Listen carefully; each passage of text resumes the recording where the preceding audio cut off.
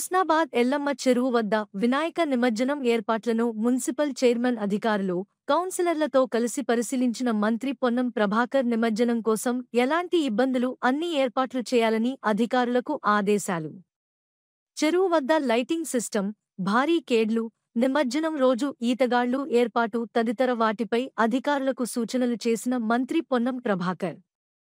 మంత్రి పొన్నం ప్రభాకర్, రవాణా మరియు బీసీ సంక్షేమ శాఖ సోమవారం హుస్నాబాద్లో జరిగే గణేష్ నిమజ్జనం కోసం స్థానిక municipal chairman, commissioner, RDO, police అధికారులు, కౌన్సిలర్లు అన్ని రాజకీయ పార్టీలు కలిసి ఎల్లమ్మ చెరువు వద్ద గణేష్ నిమజ్జనం ఏర్పాట్లను పరిశీలించడం జరిగింది. మండప నిర్వాహకులు కూడా సహకరించాలి. ప్రశాంతంగా, ఉత్సాహంగా నిమజ్జన కార్యక్రమం జరగాలని ఆకాంక్షిస్తున్నా. ఎక్కడ నిర్లక్ష్యం జరగకుండా చెరువు వద్ద కూడా ఈతగళ్లను పెట్టాలని, ప్రాణ నష్టం జరగకుండా ప్రత్యేక చర్యలు తీసుకోవాలి అధికారులకు సూచించడం జరిగింది. నిమజ్జనం అయినా వెంటనే తీసేయడానికి ప్రత్యేక సిబ్బంది ఏర్పాటు, లైటింగ్ సిస్టమ్, విద్యుత్ తదితర ఏర్పాట్లు చేయాలి. నిమజ్జనం కోసం ఎలాంటి ఇబ్బందులు లేకుండా ప్రత్యేక ఏర్పాట్లు చేయడం జరిగింది. హుస్నాబాద్ ప్రజలపైన ఆ దేవుడి ఆశీస్సులు ఉండాలని, ప్రజలంతా సుఖ సంతోషాలతో, ఆయు ఆరోగ్యాలతో ఉండాలని ఆ దేవుడిని కోరుకుంటున్నా.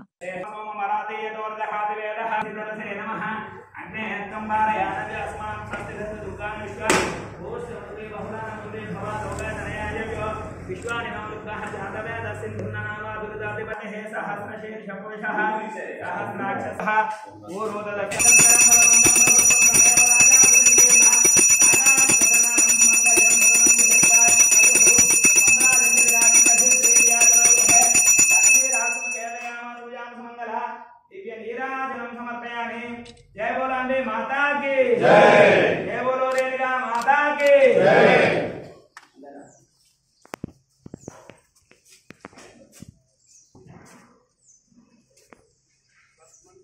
लक्ष्मी शाम सूर्य हवं प्रेमे श्रीं चंद्र सूर्याग्नि सर्वाभं मे विषदां धेरीं प्रातृतमहर भवति शतमानं भवति शतमैश्वर्यं भवति अखंड लक्ष्मी प्राप्तिरस्तु मनः संकल्पप्राप्तिरस्तु ईश्वरः प्रसाद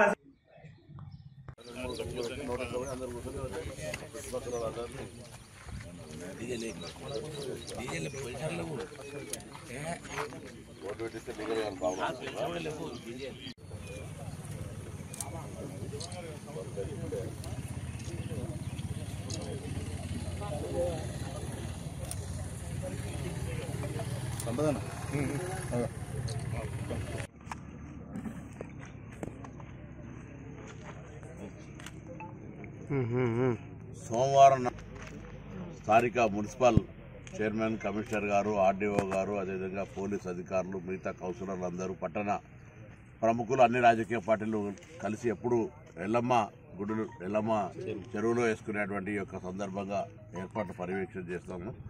అన్ని ఏర్పాట్లు జరుగుతూ ఉన్నాయి. ఎక్కడ కూడా ఇబ్బంది ఉండదు.